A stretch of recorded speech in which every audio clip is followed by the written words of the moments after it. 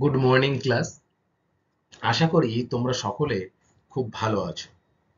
Welcome to right smart academy. আমি রয়েছি তোমাদের সাথে, তোমাদের জিওগ্রাফির সুমন স্যার। স্টুডেন্ট, গত ক্লাসে আমরা তোমাদের বইতে যে পঞ্চম অধ্যায় রয়েছে কি না মেঘ বৃষ্টি, সেটা কিন্তু পড়াশোনা শুরু করেছিলাম। তাই তো তোমাদের সকলের নিশ্চয়ই মনে আছে। এই মেঘ বৃষ্টি থেকে প্রথমেই আমরা কিন্তু মেঘেদের যে পরিবার রয়েছে, সেই মেঘেদের পরিবার সম্পর্কে কিন্তু আমরা বিস্তারিত জেনেছি। তাই তো? Very good. এবং আজকে আমরা জানবো বৃষ্টিপাতের রকমভেদ, অর্থাৎ বৃষ্টিপাতের শ্রেণীবিভাগ সম্পর্কে জানবো। বৃষ্টিপাতকে কয় ভাগে ভাগ করা যায়, কি কি, এবং সেগুলো সম্পর্কে কিন্তু আমরা বিস্তারিত আলোচনা করব। তার আগে তোমাদের নিশ্চয়ই গত ক্লাসের পড়া কম বেশি মনে আছে। তাহলে আমি কয়েকটা প্রশ্ন করি, তোমরা উত্তর দেওয়ার চেষ্টা করো মেঘ বৃষ্টি থেকেই, বা মেঘেদের পরিবার থেকে, যেটা তোমরা গত ক্লাসে কিন্তু পড়েছো। আচ্ছা বলো তো, এই যে উচ্চতার উপর ভিত্তি করে মেঘকে কয় ভাগে ভাগ করা যায়? বাহ, খুব ভালো বলেছো যে উচ্চতার উপর ভিত্তি করে মেঘকে কিন্তু চার ভাগে ভাগ করা যায়। তাই তো? প্রথমেই যে ভাগটা আসবে সেটি হচ্ছে বেশি উচ্চতার মেঘ। তোমরা আমাকে বলো তো, বেশি উচ্চতার মেঘ কত উচ্চতায় থাকে? বাহ, খুব ভালো বলেছো যে 20,000 ফুট উচ্চতার উপরে যে মেঘ থাকে সেগুলোকে বলা হয় বেশি উচ্চতার মেঘ। তাই তো? এবারে তারপরে রয়েছে মাঝারি উচ্চতার মেঘ। সেটা কিন্তু আবার 6,500 ফুট থেকে 20,000 ফুট, তার মধ্যে যে মেঘটা অবস্থান করবে তাকে আমরা কি বলবো না মাঝারি উচ্চতার মেঘ। এবং 3 নম্বর ভাগ কি ছিল? কম উচ্চতার মেঘ। তাহলে 1 নম্বর কি? বেশি উচ্চতার মেঘ। 2 নম্বর মাঝারি উচ্চতার মেঘ। এবং 3 নম্বর হলো কি? কম উচ্চতার মেঘ। এবারে এই যে কম উচ্চতার মেঘ, এই মেঘকে মূলত কত ফুট নিচে পাওয়া যায়?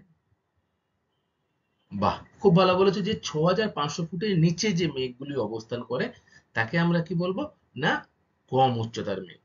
এবং 4 নম্বর যে ভাগটা ছিল সেটা কি? সেটা ছিল কিন্তু উল্লম্ব মেঘ।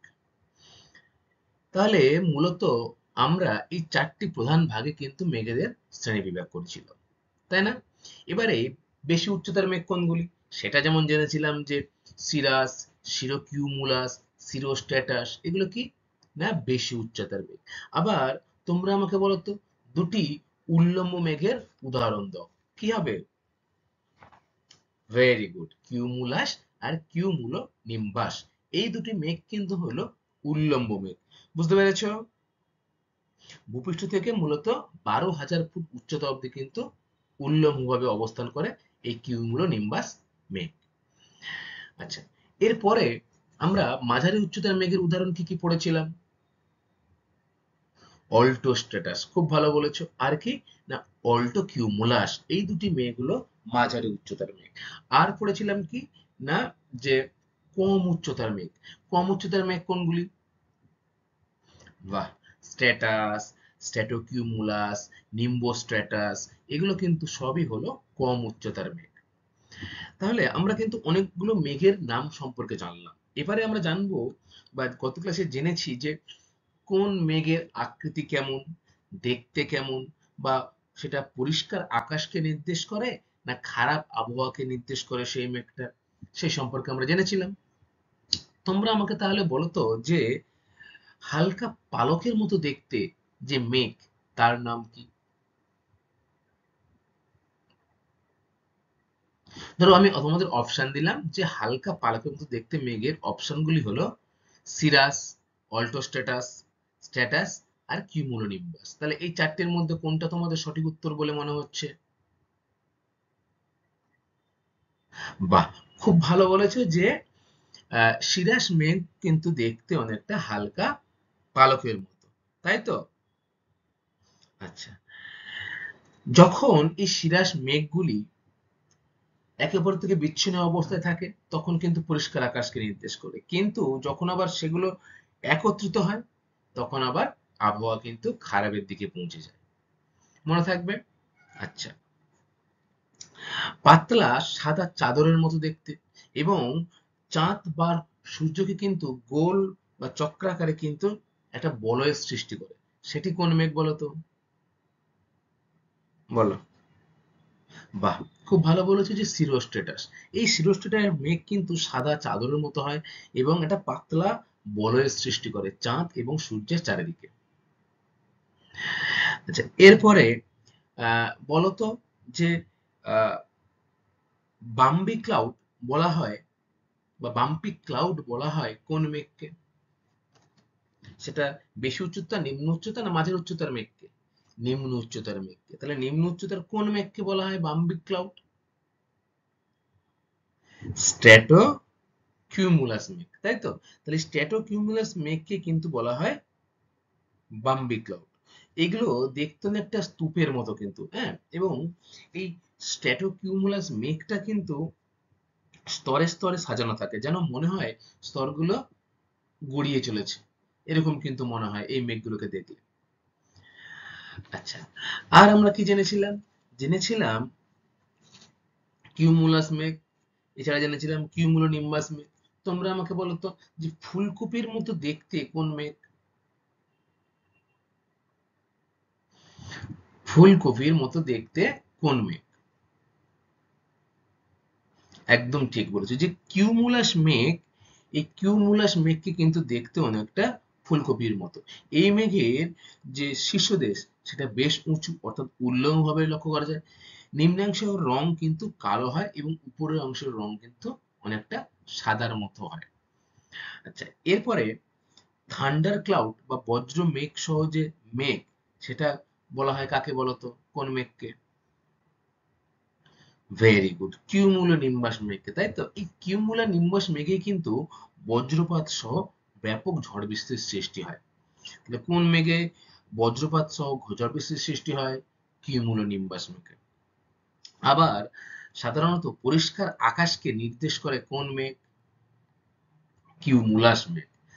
আরো একটা প্রশ্ন আসছে এখান থেকে যে অনেকটা গম্বুজের মতো দেখতে যে মেঘটি, তার নাম কি? কি হবে উত্তর বলো তো? গম্বুজের মতো দেখতে মেঘটির নাম কি? বাহ, খুব ভালো বলেছো যে কিউমুলো নিম্বাস মেঘটি কিন্তু গম্বুজের মতো দেখতে, তাই তো? Very good student. এরপর আমরা কি পড়েছিলাম? যে মেঘের সৃষ্টি। মেঘের সৃষ্টি পড়ার সময় আমরা দেখেছিলাম যে বাষ্পীভবন, শিশিরাঙ্ক, ঘনীভবন, এই টার্ম গুলো কিন্তু আমরা জেনেছিলাম। তোমরা আমাকে বলতে পারবে যে বাষ্পীভবন কাকে বলে? ভেরি গুড, একদম ঠিক বলেছো যে জলের বাষ্প পরিণত হওয়ার যে প্রক্রিয়া রয়েছে, জল যে প্রক্রিয়ার মাধ্যমে বাষ্পে পরিণত হচ্ছে, সেই প্রক্রিয়াকে আমরা কি বলবো? বাষ্পীভবন। তাহলে কেউ আমাকে বলো যে ঘনীভবন কাকে বলে?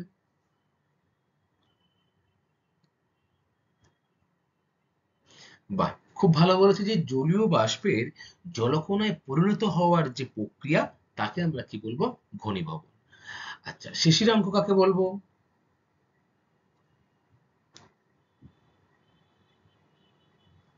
দেখো, যে তাপমাত্রায় বায়ু সম্পৃক্ত হয় তাই হলো কিন্তু ওই বায়ুর কে? শিশিরাঙ্ক। মনে থাকবে এগুলো? আচ্ছা, গত ক্লাসে মূলত আমরা এইগুলো সম্পর্কে জেনেছি। আজকে আমরা অধঃক্ষেপণ কাকে বলে সেটা জানবো, এবং অধঃক্ষেপণের যে প্রধান উদাহরণ সেটা কি? বৃষ্টিপাত। সেই বৃষ্টিপাতের রকমভেদ সম্পর্কেও কিন্তু আমরা বিস্তারিত জানবো। তবে বৃষ্টিপাতের রকমভেদ একটা ক্লাসে তোমাদের সাথে আলোচনা করা সম্ভব নয়। আজকে আমি বৃষ্টিপাতের রকমভেদ পার্ট 1 সম্পর্কে আলোচনা করছি। এর পরবর্তী ক্লাসে আমি তোমাদের সাথে বাদবাকি যে অংশটা থাকবে সেটা পার্ট 2 তে তোমাদের সাথে আলোচনা করব। দেখো, প্রথমেই রয়েছে অধঃক্ষেপণ কাকে বলে। আচ্ছা, অধঃক্ষেপণ কাকে বলে? দেখো, পৃথিবীর অভিকর্ষের টানে বায়ুমণ্ডল থেকে জলকণা বা বরফকণা কি হয়, যখন উপর থেকে নিচে নেমে আসে, তখন তাকে আমরা কি বলবো? অধঃক্ষেপণ। অর্থাৎ উপর থেকে নিচে নেমে আসছে। সেটা কি? না, পৃথিবীর অভিকর্ষ টান সবসময় পৃথিবী তার কেন্দ্রের দিকে সমস্ত বস্তুকে টানছে। সেটাকে কি বলা হয়? মাধ্যাকর্ষণ শক্তি বা অভিকর্ষ টান। দেখো, মেঘ বৃষ্টির ক্ষেত্রেও কিন্তু সেই জিনিসটা কাজ করছে। তোমরা মেঘ সৃষ্টির সময় দেখেছিলে যে ধূলিকণার সাথে আশ্রয় করে ছোট ছোট জলকণাগুলো কিন্তু বড় আকার ধারণ করছে। যখন এই বড় আকার ধারণ করছে মেঘগুলি, বা জলীয় বাষ্পগুলো আহ, জুড়ে জুড়ে বড় জলকণায় পরিণত হচ্ছে, তখন কিন্তু পৃথিবীর যে মাধ্যাকর্ষণ শক্তি রয়েছে সেই শক্তির টানে সেটা কিন্তু নিচের দিকে নেমে আসছে। আর এই যে প্রক্রিয়া, একে আমরা কি বলবো? অধঃক্ষেপণ। Very good. দেখো, আমাদের সবচেয়ে যে পরিচিত অধঃক্ষেপণ তার নাম কি? বৃষ্টিপাত। তাহলে বৃষ্টিপাত কিন্তু অধঃক্ষেপণের সব থেকে বড় উদাহরণ। আর কি কি উদাহরণ হতে পারে বৃষ্টিপাত ছাড়া, বলতো? অধঃক্ষেপণের আর কি কি উদাহরণ হতে পারে বৃষ্টিপাত ছাড়া? তুষারপাত হতে পারে না? সেটাও তো নিচের দিকে নেমে আসে। Very good. তুষারপাত, শিলাবৃষ্টি, তারপরে গুড়ি গুড়ি বৃষ্টি, এগুলো কিন্তু সবই হলো অধঃক্ষেপণের উদাহরণ। তার মধ্যে সব থেকে বেশি যেটি কার্যকর সেটা কিন্তু হলো বৃষ্টিপাত। আকাশে ভেসে থাকা মেঘ হলো আসলে ধূলিকণাকে আশ্রয় করে থাকা অসংখ্য ছোট ছোট জলকণার সমষ্টি। এই মেঘ ক্রমশ উপরের দিকে উঠতে শুরু করে এবং শীতল বায়ুর সংস্পর্শে আসে ঘনীভূত হয়। দেখো, সূর্য তাপের ফলে যখন ছোট ছোট নদী, নালা, পুকুর থেকে জল জলীয় বাষ্প হয়ে উপরের দিকে ওঠে, তখন কিন্তু উপরে কি থাকে না, শীতল বায়ু থাকে। সেই শীতল বায়ুর সঙ্গে যখন এই জলীয় বাষ্পটার সংস্পর্শ হবে, তখন কিন্তু সেই বায়ুটা সম্পৃক্ত হয়ে পড়বে এবং আরো কিন্তু ঘনীভূত হয়ে পড়বে। তাই তো? তারপরে কি রয়েছে দেখো, এই ঘনীভূত হওয়ার পর ছোট ছোট জলকণাগুলো পরস্পর যুক্ত হয়ে বড় জলকণায় পরিণত হবে। তাহলে ধরো, ঘনীভূত হলো, আকাশে গিয়ে বা উপরে উঠে গিয়ে সেটা শীতল বায়ুর সাথে সম্পৃক্ত হয়ে ঘনীভূত হলো। ঘনীভূত হওয়ার পর কি হবে, যে ছোট ছোট জলকণাগুলো রয়েছে সেগুলো কিন্তু বড় জলকণায় পরিণত হবে। তুলনায় বড় জলকণাগুলো বেশি ভারী হওয়ায় বাতাসে সেটা ভেসে থাকতে পারে না। অপরদিকে দেখো, ছোট জলকণাগুলো কিন্তু বাতাসে খুব সহজে ভেসে থাকতে পারত, কিন্তু ধূলিকণাকে আশ্রয় করে বা কয়লা কণা বা গ্যাস এগুলোকে আশ্রয় করে সেই জলকণা কিন্তু দিনের পর দিন কি হচ্ছে না, ভারী হচ্ছে। আর ভারী হলে কি হবে, সেটা কিন্তু আর মেঘ হিসেবে ভেসে থাকতে পারবে না। তখন পৃথিবীর অভিকর্ষের টানে সেটা কিন্তু বৃষ্টি রূপে ঝরে পড়বে। আর এই সকল যে প্রক্রিয়াটা হচ্ছে, এই প্রক্রিয়াটাকে আমরা কি বলছি বলতো? অধঃক্ষেপণ। বুঝতে পেরেছো? দেখো এখানে, যত বায়ু উপরেও জলীয় বাষ্প উপরে উঠবে, তত কিন্তু বরফ কণায় পরিণত হবে। হিমাঙ্কের নিচে যে অঞ্চল, যেখানে হিমাঙ্কের নিচে তাপমাত্রা থাকে, সেসব অঞ্চলে জলীয় বাষ্প পৌঁছে গেলে কি হবে না, সেগুলো কিন্তু বরফ কণায় পরিণত হবে। এই বরফ কণাও কিন্তু অধঃক্ষেপণের একটি উদাহরণ, যেটাকে আমরা বরফের বৃষ্টি বলছি বা তুষারপাত বলছি। সেটাও কিন্তু এক ধরনের অধঃক্ষেপণ। দেখো, বৃষ্টিপাতের ক্ষেত্রে দুটি প্রক্রিয়া কিন্তু একসাথে কাজ করে। তাহলে বৃষ্টিপাত যখন হয়, সেক্ষেত্রে দুটি প্রক্রিয়া কিন্তু একসাথে কাজ করে। সেই প্রক্রিয়াগুলি কি কি? এক নম্বর প্রক্রিয়া হচ্ছে বাতাসের শীতল হওয়া।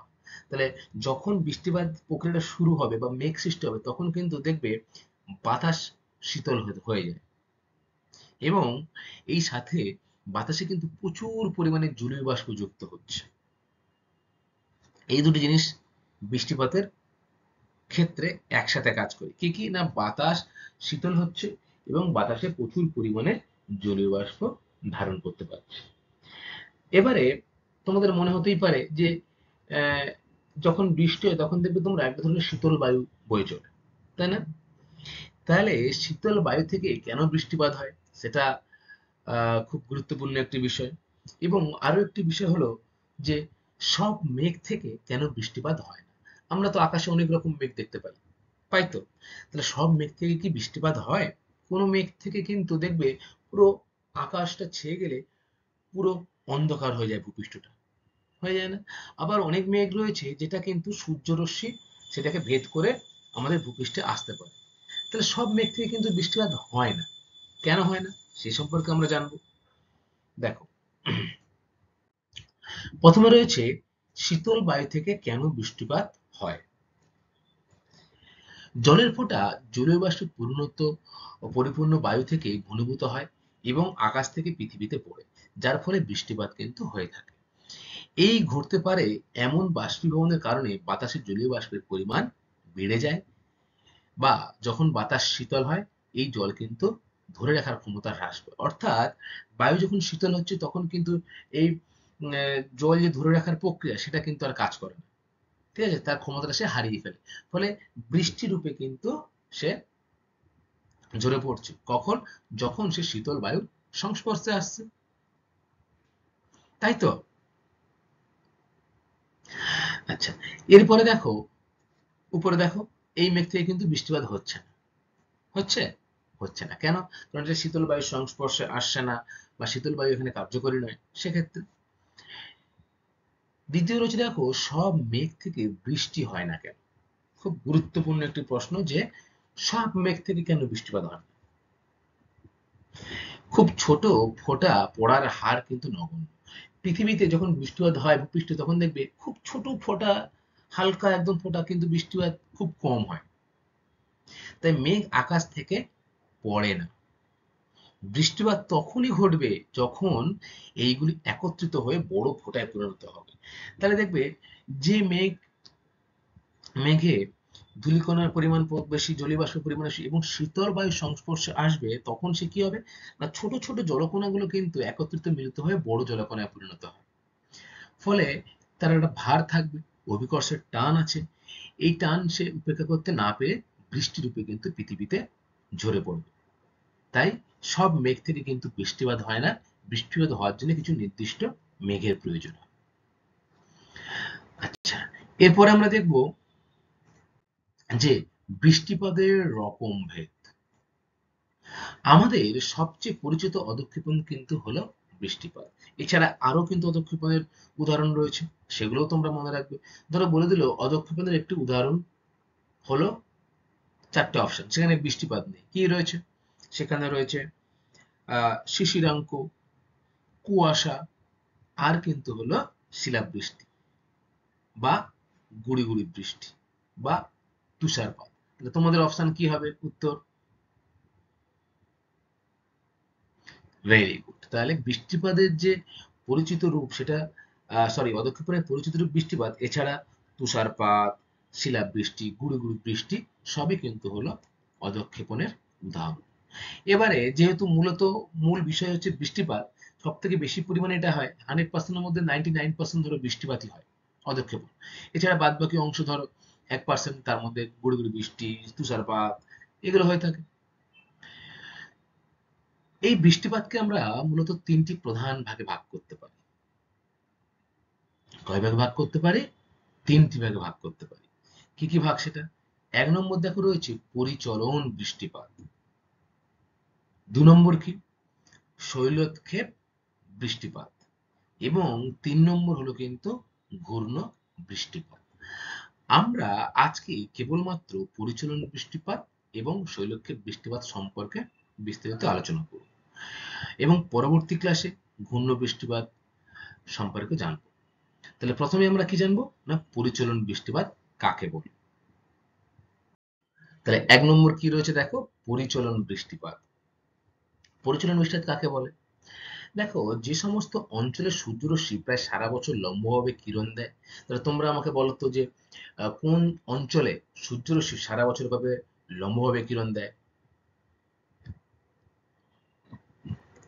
বাহ, খুব ভালো বলেছো তুমি, যে বললে নিরক্ষীয় জলবায়ু অঞ্চলে কিন্তু সূর্যরশ্মি লম্বভাবে কিরণ দেয়। এই লম্বভাবে সূর্যরশ্মি সারা বছর কিরণ দেওয়ার ফলে সেখানে কিন্তু যে জলভাগের বিস্তার থাকে, সেই জলভাগের বিস্তার বেশি, এবং সেখানে বাষ্পীভবনের পরিমাণও কিন্তু বেশি হয়। যেহেতু সূর্য লম্বভাবে কিরণ দিচ্ছে, ফলে জল কিন্তু বাষ্প হয়ে ধীরে ধীরে বায়ুমণ্ডলের সাথে জলীয় বাষ্পরূপে কিন্তু উপরের দিকে উঠছে। এই সমস্ত অঞ্চলে বায়ুতে প্রচুর পরিমাণে জলীয় বাষ্প মেশে, এবং উষ্ণ হালকা বাতাস উপরের দিকে উঠে প্রসারিত হয়। ঊর্ধ্বগামী বায়ুর চাপ কম হওয়ায় উষ্ণতাও কিন্তু কম হয়ে যায়। কিন্তু এই উষ্ণতায় বায়ুতে জলের যে বাষ্পের পরিমাণ, সেটা কিন্তু একই থেকে যায়। ঠান্ডা বাতাস কম জলীয় বাষ্প ধারণ করতে পারে বলে আপেক্ষিক আর্দ্রতা কিন্তু সেই অঞ্চলে বেড়ে যায়। তাহলে দেখো, এই যে নিরক্ষীয় জলবায়ু অঞ্চল, এই জলবায়ু অঞ্চলে কিন্তু ধরো সূর্যরশ্মি সারা বছর লম্বভাবে কিরণ দিচ্ছে, ঠিক আছে? ফলে কি হবে, এখান থেকে জলীয় বাষ্প কিন্তু উপর দিকে উঠবে, উঠবে তো। এবং কি হবে না, এই সমস্ত বায়ুতে প্রচুর পরিমাণে জলীয় বাষ্প থাকবে নিরক্ষীয় জলবায়ু অঞ্চলে, যেহেতু সূর্যরশ্মি লম্বভাবে কিরণ দিচ্ছে, এবং ঊর্ধ্বগামী বায়ুর যে চাপ সেটা কম হওয়ায় কিন্তু উষ্ণতাও কিন্তু কমে যাবে, ঠিক আছে? বাতাসে জলীয় বাষ্প যে ধারণ করতে পারে বলে আপেক্ষিক আর্দ্রতা কিন্তু বেড়ে যাবে। তারপরে কি হবে দেখো, তার ঠিক পরে ক্রমশ বায়ু আরো শীতল হয়ে সম্পৃক্ত হয়ে পড়বে এবং ঘনীভবন প্রক্রিয়ায় জলীয় বাষ্প ছোট ছোট জলকণায় পরিণত হবে। তাহলে তোমরা ঘনীভবন প্রক্রিয়া কাকে বলে পড়েছিলে তো? কাকে বলে? যে জলীয় বাষ্পের জলকণায় পরিণত হওয়ার যে পদ্ধতি, তাকে আমরা কি বলবো? ঘনীভবন।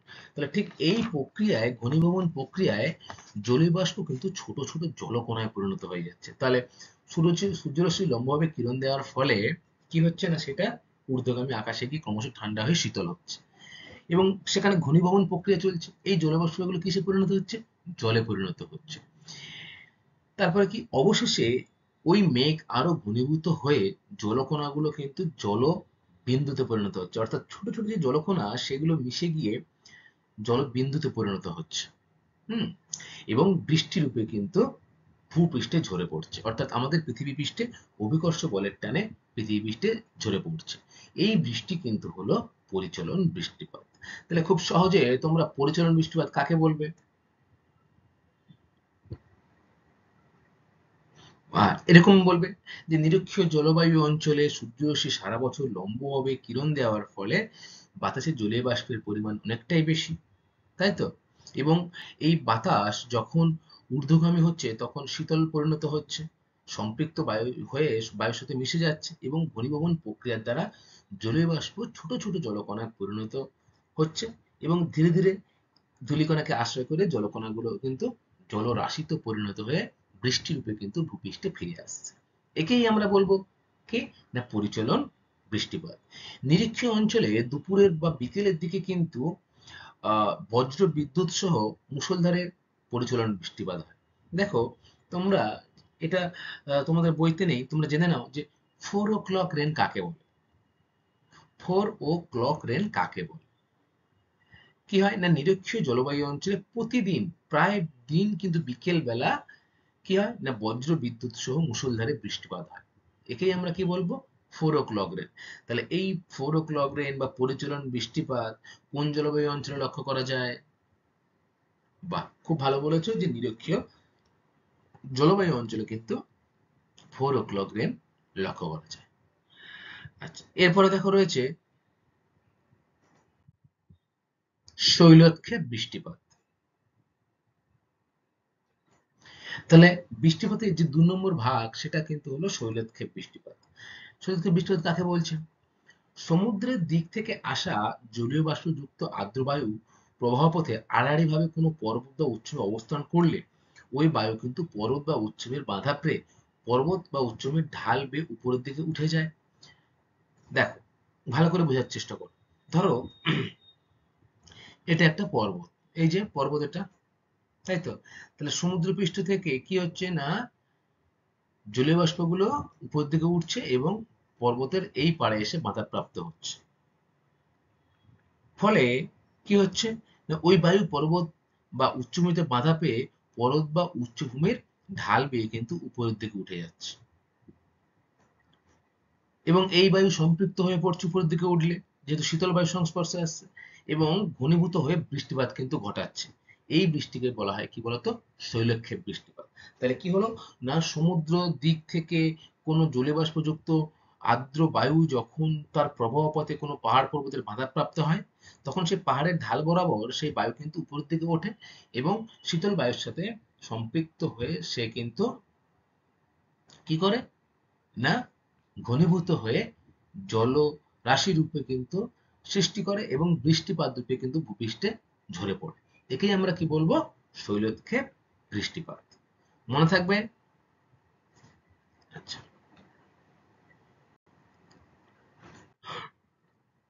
দেখো এরপরে রয়েছে প্রতিবাদ ঢাল আর অনুবাদ ঢাল।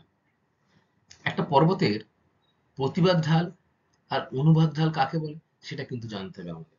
এই শৈলক্ষেপ বৃষ্টিপাত কিন্তু কোন ঢালে হয় বলতো? প্রতিবাদ ঢালে বৃষ্টিপাত হয়। অর্থাৎ যখন এই সমুদ্র থেকে আগত জলীয় বাষ্পর আড়াআড়ি ভাবে কোনো পর্বত থেকে যাবে এবং যে পর্বতের যে পারে জলীয় বাষ্প গুলো কি হবে জলরাশিতে পরিণত হয়ে ঘনীভবনের মাধ্যমে বৃষ্টিপাত হয়ে কিন্তু সেই পারেই পড়বে, পর্বতের কিন্তু উল্টো দিকে সে যাবে না। তাহলে যে অংশে বৃষ্টিপাতটা হচ্ছে তাকে আমরা কি বলছি? প্রতিবাদ ঢাল। দেখো এখানে লেখা রয়েছে খুব ভালো করে, যে পর্বতের যে ঢাল বরাবর বায়ু উপরের দিকে ওঠে এবং বৃষ্টিপাত ঘটায়, সেই ঢাল হলো কিন্তু প্রতিবাদ ঢাল। এই অংশটাই কিন্তু তাহলে বৃষ্টিপাত এখানে বাধাপ্রাপ্ত হচ্ছে, উপরের দিকে উঠছে, আবার এখানেই কিন্তু বৃষ্টিপাত হচ্ছে, তাহলে এই অংশটাকে আমরা কি বলবো? প্রতিবাদ ঢাল, তাই তো? এবং ঠিক তার উল্টো দিকে দেখবে এখানে কিন্তু বৃষ্টিপাত একদমই হচ্ছে না। এর বিপরীতে যে ঢাল বরাবর বায়ুর নিচের দিকে নেমে যায়, সেই ঢাল হলো কিন্তু অনুবাদ ঢাল। অর্থাৎ এই যে মেঘটা, ধরো বৃষ্টি সব হয়ে গেল, ঠিক আছে? বৃষ্টি হয়ে যাওয়ার পর এই মেঘে আর তেমন ভাবে জলীয় বাষ্প নেই, জলরাশি নেই। ফলে মেঘটা যখন পর্বতের ঢাল বরাবর এই পারে আসবে, তখন কিন্তু এটা বৃষ্টিপাত এই অঞ্চলে হবে না। এবং এই যে মেঘটা বা বায়ুটা, সেটা কিন্তু পর্বতের ঢাল বরাবর নিচের দিকে আসবে। তাহলে কি বুঝলে তোমরা? পর্বতের এক ঢালে কিন্তু জলীয় বাষ্প বাধাপ্রাপ্ত হয়ে উপরের দিকে উঠছে, এবং বৃষ্টি হয়ে যাবার পর অপর যে ঢালটা, সেই ঢালে জলীয় বাষ্প বাতাসে না থাকার জন্য বাতাসটা কিন্তু ধীরে ধীরে পর্বতের গা বেয়ে নিচের দিকে নামছে। তো নিচের দিকে যে নামছে বায়ু, সেটাকে কি বলা হবে? সেই ঢালটাকে অনুবাদ ঢাল। এবং বৃষ্টিপাত হয় পর্বতের কোন ঢালে? প্রতিবাদ ঢালে। Very good.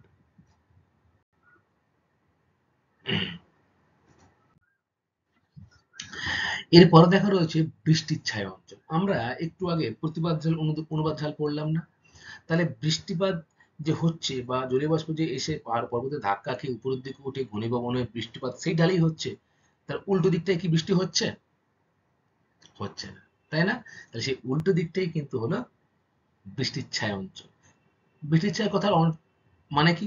অর্থাৎ সেই অঞ্চলে কিন্তু বৃষ্টিপাত হয় না। দেখো, প্রতিবাদ ঢালে প্রচুর বৃষ্টিপাত ঘটানোর পর বায়ু যখন পর্বতের অনুবাদ ঢালে পৌঁছায়, তখন সেই বায়ুতে কিন্তু জলীয় বাষ্প যথেষ্ট কমে যায়। তাহলে এই অংশে মেঘ বাধাপ্রাপ্ত হয়ে প্রচুর বৃষ্টিপাত ঘটানোর পর যখন সে পর্বতের এপারে ঢালে আসে, তখন কিন্তু সেই বাতাসে আর জলীয় বাষ্প কমে যায়। এছাড়া বায়ু যত নিচের দিকে বা নিচের ঢালের উষ্ণতার সাথে নামতে শুরু করে, বায়ুর উষ্ণতা তত বাড়তে থাকে। বায়ু যখন উপর থেকে নিচের দিকে নামবে, তখন কি হবে? বায়ুর উষ্ণতা কি বাড়বে না কমবে? বেড়ে যাবে না? তাহলে বায়ুর উষ্ণতা বাড়তে থাকে। ফলে বায়ুর যে জলীয় বাষ্প ধারণের ক্ষমতা, সেটা বৃদ্ধি পাওয়ায় অসম্পৃক্ত হয়ে পড়ে। এই কারণে অনুবাদ ঢাল অপেক্ষা বৃষ্টিপাত খুবই কম হয়। তাহলে আহ, প্রতিবাদ ঢালে কিন্তু বৃষ্টিপাতটা বেশি হচ্ছে, অনুবাদ ঢালটাতে কিন্তু বৃষ্টিপাত কম হচ্ছে। এই অনুবাদ ঢালটাকে কি বলা হয়? বৃষ্টির ছায়া অঞ্চল। তাহলে পর্বতের প্রতিবাদ ঢাল কি? যেখানে প্রচুর বৃষ্টিপাত হচ্ছে। আর বৃষ্টির ছায়া অঞ্চল কোনটা? না, এই যে আহ, পর্বতের যে অনুবাদ ঢাল, যেখানে বৃষ্টিপাত হয় না, সেই অঞ্চলটাকে আমরা কি বলবো? বৃষ্টির ছায়া অঞ্চল, তাই তো? আচ্ছা, এরপরে দেখো রয়েছে কয়েকটি বৃষ্টির ছায়া অঞ্চলের উদাহরণ। আমাদের ভারতবর্ষে কিন্তু বৃষ্টির ছায়া অঞ্চলের উদাহরণ রয়েছে। দেখো, পর্বতের এই ঢালে কিন্তু যারা বসবাস করছে বা যে অঞ্চলগুলো রয়েছে, সেখানে কিন্তু বৃষ্টিপাত হচ্ছে। কিন্তু পর্বতের উল্টো ঢালে কি হচ্ছে? বৃষ্টিপাত কি হচ্ছে? হচ্ছে না। তাহলে এই অঞ্চলটা বৃষ্টির ছায়া অঞ্চল। এরকম ভারতবর্ষেও কিন্তু এরকম অঞ্চল লক্ষ্য করা যায়। দক্ষিণ পশ্চিম মৌসুমী বায়ুর আরব সাগরীয় শাখা পশ্চিমঘাট পর্বতে বাধাপ্রাপ্ত হয়ে, পশ্চিমঘাট পর্বতে যে অংশে বাধাপ্রাপ্ত হয়, সেই অংশে কিন্তু প্রচুর বৃষ্টিপাত ঘটায়।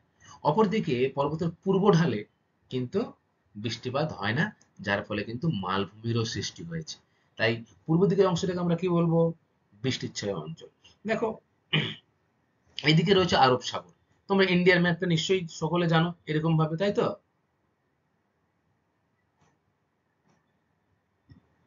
এরকম ভাবে গেছে তো? তাহলে এদিকে কোন সাগর রয়েছে? আরব সাগর রয়েছে। আর এখানে রয়েছে কিন্তু পশ্চিমঘাট পর্বত। এখান থেকে যে মৌসুমী বায়ু, সেটা কিন্তু গিয়ে এই পর্বতে কি হয় না, পর্বতের এই ঢালে কিন্তু বাধাপ্রাপ্ত হচ্ছে। ফলে এই অংশে বৃষ্টিপাত হচ্ছে, এই অংশটা বৃষ্টিপাত হচ্ছে। অপরদিকে পর্বতের যে পূর্ব দিক, সেই পূর্ব দিকে কিন্তু এই অংশে কিন্তু বৃষ্টিপাতটা হচ্ছে না। তাহলে এই অংশটা কি হলো? বৃষ্টির ছায়া অঞ্চল, তাই তো? উত্তর পূর্ব ভারতের মেঘালয় রাজ্যের খাসি পাহাড়ের দক্ষিণ ঢালে অবস্থিত চেরাপুঞ্জি আর উত্তর ঢালে অবস্থিত শিলং, এর মধ্যে দূরত্ব মাত্র কিন্তু 56 কিলোমিটার। তাও চেরাপুঞ্জিতে সব থেকে বেশি বৃষ্টিপাত হয় পৃথিবীর মধ্যে। কত না 11,777 মিমি। কিন্তু শিলংয়ে বার্ষিক বৃষ্টিপাতের পরিমাণ অনেক কম, 2,207 মোটে। দেখো মাত্র 56 কিলোমিটার ডিস্টেন্স পর্বতের, এরকম পর্বতের এক পারে রয়েছে কি চেরাপুঞ্জি, আর এক পারে কি রয়েছে না শিলং। তাহলে এই দুটি স্থানের মধ্যে কিন্তু দূরত্ব মাত্র 56 কিলোমিটার হলেও পর্বতের অবস্থানের জন্য বা ভৌগোলিক অবস্থানের জন্য কিন্তু বৃষ্টিপাতের যে তারতম্য সেটা লক্ষ্য করা যায়।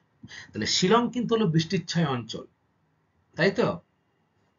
আচ্ছা, আর পশ্চিমঘাট পর্বতের পূর্ব দিক হলো কিন্তু বৃষ্টিচ্ছায় অঞ্চল। সেই পূর্ব দিকটার নাম কি বলতো? স্থানটার নাম পুনে। Very good. আচ্ছা, এবারে দেখো রয়েছে মৌসুমী বায়ু কোন শাখার প্রভাবে চেরাপুঞ্জিতে বৃষ্টিপাত হয় এবং কেন? পৃথিবীর সব থেকে বেশি বৃষ্টিপাত হয় কোথায়? চেরাপুঞ্জিতে। মৌসুমী বায়ু দ্বারা হয়। কোন মৌসুমী বায়ু দ্বারা হয়? দেখো, চেরাপুঞ্জিতে মৌসুমী বায়ু দক্ষিণ পশ্চিম শাখা এবং উত্তর পূর্ব শাখা কি হয় না উভয় প্রভাব ফেলে। দক্ষিণ পশ্চিম মৌসুমী বায়ু যেটা হচ্ছে বর্ষাকালে কাজ করে, এবং উত্তর পূর্ব মৌসুমী বায়ু যেটা হচ্ছে শীতকালে কাজ করে, এই অঞ্চলে কিন্তু বৃষ্টিপাত ঘটায়। এই কারণে চেরাপুঞ্জিতে কিন্তু প্রচুর বৃষ্টিপাত হয়। আমরা বলি না যে পৃথিবীর সব থেকে বেশি বৃষ্টিপাত হয় কোথায়? না মৌসুমী রামের চেরাপুঞ্জিতে। দেখো এই যে ছবি। আচ্ছা, এরপরে দেখো রয়েছে মুম্বাইয়ের তুলনায় পুনেতে বৃষ্টিপাত কম হয় কেন? মুম্বাইয়ের তুলনায় পুনেতে কম বৃষ্টিপাত হয় কেন? কারণ মুম্বাই কিন্তু পশ্চিমঘাট পর্বতের পশ্চিম প্রান্তে অবস্থান করছে, অর্থাৎ মুম্বাই কিন্তু এই পারে রয়েছে। দেখো এটা কিন্তু হলো পশ্চিমঘাট পর্বত, আর পুনে রয়েছে এই পারটাতে। তাই পুনেতে বৃষ্টিপাত কম হয়, বৃষ্টিপাত বেশি হয় কোথায়? মুম্বাইতে। দেখো, মুম্বাইয়ের তুলনায় পুনেতে বৃষ্টিপাত কম হওয়ার প্রধান কারণ হলো তাদের ভৌগোলিক অবস্থান। মুম্বাই পশ্চিমঘাট পর্বতমালার বাতাসের দিকে অবস্থিত। সেখানে আর্দ্র বাতাস এসে ধাক্কা খায় এবং বৃষ্টিপাত ঘটায়। পুনেতে কি হচ্ছে? পুনেতে ঠিক কিন্তু তার উল্টো দিক হচ্ছে। কি হচ্ছে না লিওয়ার্ড বা আশ্রয়ের দিকে অবস্থিত, যেখানে বাতাসের আর্দ্রতা কমে যায় এবং বৃষ্টিপাত কম হয়। তাই মুম্বাই অপেক্ষা পুনেতে কিন্তু বৃষ্টিপাতটা অনেকটাই কম হয়। তাহলে এখানে বৃষ্টিচ্ছয় অঞ্চল কোনটি? Very good. তাহলে এখানে বৃষ্টিচ্ছয় অঞ্চল হলো কিন্তু পুনে। আচ্ছা স্টুডেন্ট, আজকের ক্লাসটা এই পর্যন্তই। আজকে আমরা শৈলক্ষে বৃষ্টিপাত সম্পর্কে বিস্তারিত আলোচনা করলাম, তাই তো? এবং পরিচলন বৃষ্টিপাত সম্পর্কেও বিস্তারিত আলোচনা করলাম। আহ, এরপরে গত ক্লাসে আমরা কি করব না ঘূর্ণ যে বৃষ্টিপাত রয়েছে আরো একটা ভাগ সেই সম্পর্কে আলোচনা করব। তবে আজকে আমরা যেটুকু পড়লাম সেখান থেকে পরীক্ষায় কি কি গুরুত্বপূর্ণ প্রশ্ন আসতে পারে সেগুলো কিন্তু আমরা একটু দেখব। দেখো প্রথমেই কি রয়েছে, অধঃক্ষেপণ কাকে বলে? বলো অধঃক্ষেপণ কাকে বলে? খুব সহজ। বাহ, ভালো বলেছো যে পৃথিবীর অভিকর্ষের টানে বায়ুমণ্ডল থেকে জলকণা বা বরফকণা ভূপৃষ্ঠে নেমে এলে তাকে কি বলা হয় বলতো? অধঃক্ষেপণ। তাহলে কি হলো না পৃথিবীর যে অভিকর্ষ টান রয়েছে সেই টানের ফলে যখন বৃষ্টিপাত তুষারকণা উপর থেকে ভূপৃষ্ঠের নিচে নেমে আসবে তখন তাকে আমরা কি বলবো? অধঃক্ষেপণ। অধঃক্ষেপণের উদাহরণ দাও। এক্ষুনি বললাম, বলো কি কি হবে? সব থেকে যেটা গুরুত্বপূর্ণ এবং বেশি কার্যকরী সেটা হলো কিন্তু বৃষ্টিপাত। সাথে সাথে তুষারপাত, শিলাবৃষ্টি, গুড়ি গুড়ি বৃষ্টি, এগুলো কিন্তু সব হলো পদক্ষেপণের বিভিন্ন রূপ। 3 নম্বর দেখা রয়েছে সব মেঘ থেকে বৃষ্টি হয় না কেন? কারণ সব মেঘে কিন্তু জলীয় বাষ্পের পরিমাণ সমান থাকে না, এবং সব মেঘে কিন্তু যে শীতল বায়ু যেটা বৃষ্টিপাত ঘটাতে সব থেকে বেশি কার্যকরী সেটা কিন্তু সব মেঘে থাকে না। ফলে সব মেঘে বৃষ্টিপাত হয় না। 4 নম্বর প্রশ্ন, বৃষ্টিপাতের রকমভেদ কয় প্রকার ও কি কি? বলো বৃষ্টিপাতকে কয় ভাগে ভাগ করা যায়? Very good. বৃষ্টিপাতকে মূলত 3 ভাগে ভাগ করা যায়। কি কি বলতো?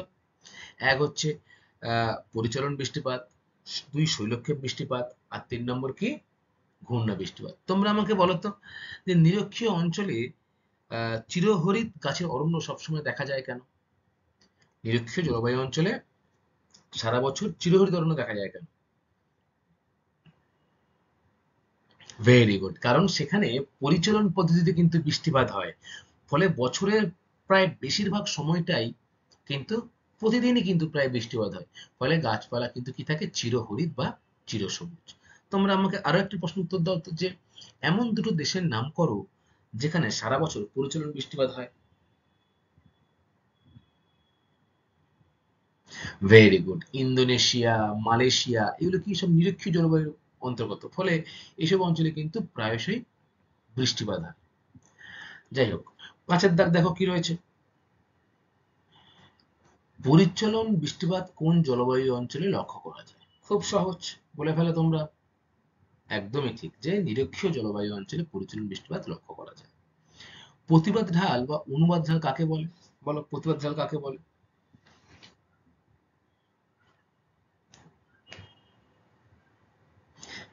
পর্বতের যে ঢাল বরাবর বায়ু উপরের দিকে ওঠে এবং বৃষ্টিপাত ঘটায়, সেই ঢালকে আমরা কি বলবো বলতো? প্রতিবাদ ঢাল। আর অনুবাদ ঢালটা কি? ঠিক তার উল্টোটা। পর্বতের যে ঢালে বায়ু কি হয়, নিচের দিকে নেমে আসে এবং তেমন বৃষ্টিপাত হয় না, সেই ঢালকে আমরা কি বলবো? অনুবাদ ঢাল। তাহলে তোমরা দুটো জিনিস কিন্তু বুঝতে পারলে, যে প্রতিবাদ ঢাল আর অনুবাদ ঢাল। বলতো এই দুটি ঢালের মধ্যে কোন অঞ্চলকে আমরা বৃষ্টির ছায়া অঞ্চল বলবো? ভেরি গুড, অনুবাদ ঢালকে। কেন বলবো বলতো? কারণ জলীয় বাষ্প যখন সমুদ্রের দিক থেকে এসে কোনো পর্বত বা উঁচু ভূমিতে বাধাপ্রাপ্ত হয়ে উপরের দিকে উঠে বৃষ্টিপাত ঘটায়, সেটা হচ্ছে প্রতিবাদ ঢাল। কিন্তু যখন এই বাতাসটা ঢালের উল্টো দিকে যাবে, তখন কিন্তু বাতাসে জলীয় বাষ্প থাকবে না এবং বাতাসটা নিচের দিকে নামতে থাকবে, ফলে সেই ঢালটাকে আমরা কি বলবো? বৃষ্টির ছায়া অঞ্চল বা অনুবাদ ঢাল। তাহলে পর্বতের কোন অংশ বৃষ্টির ছায়া অঞ্চল? অনুবাদ ঢাল। বৃষ্টির ছায়া অঞ্চলের উদাহরণ দাও। বলো, বৃষ্টির ছায়া অঞ্চলের উদাহরণ কি? শিলং। শিলং থেকে চেরাপুঞ্জির মাত্র দূরত্ব 56 কিলোমিটার, কিন্তু দুটি স্থানে বৃষ্টিপাতের তফাৎ কিন্তু বিরাট, কারণ দুটি কিন্তু পর্বতের দুপার ঢালে রয়েছে। একটি ঢালে রয়েছে চেরাপুঞ্জি, যেখানে জলীয়বাষ্প এসে বাধাপ্রাপ্ত হয়ে প্রচুর বৃষ্টিপাত হচ্ছে। অপর দিকে কে রয়েছে? না শিলং। তাহলে বৃষ্টির ছায়া অঞ্চলের উদাহরণ যদি বলে একটি কি হবে, তাহলে তোমাদের উত্তর কি হবে? শিলং। মুম্বাইয়ের তুলনায় পুনেতে বৃষ্টিপাত কম হয় কেন? খুব সহজ, কারণ মুম্বাই শহরটা আরব সাগরের তীরে অবস্থিত এবং সেই তীরবর্তী অঞ্চলে কিন্তু একটা পর্বতমালা রয়েছে, পশ্চিমঘাট পর্বতমালা। আর এই পশ্চিমঘাট পর্বতমালার পশ্চিম দিকে মুম্বাই রয়েছে এবং পূর্ব দিকে রয়েছে কি? পুনে শহর। জলীয়বাষ্প বাধাপ্রাপ্ত হয়ে পশ্চিমঘাট পর্বতের পশ্চিম দিকে বৃষ্টিপাত হচ্ছে, অর্থাৎ মহারাষ্ট্রে বৃষ্টিপাত হচ্ছে, কিন্তু উল্টো দিকে পুনে রয়েছে, সেখানে জলীয়বাষ্পর পরিমাণ কম হয়ে যাচ্ছে বাতাসে, ফলে বৃষ্টিপাত কম হয়। তাই মুম্বাইয়ের অপেক্ষা কিন্তু পুনেতে বৃষ্টিপাতটা অনেকটা কম হয়। ঠিক আছে স্টুডেন্ট, আজকের ক্লাসটা এই পর্যন্তই। আশা করি তোমরা বৃষ্টিপাতের রকমভেদ সম্পর্কে বুঝতে পেরেছো। Thank you class.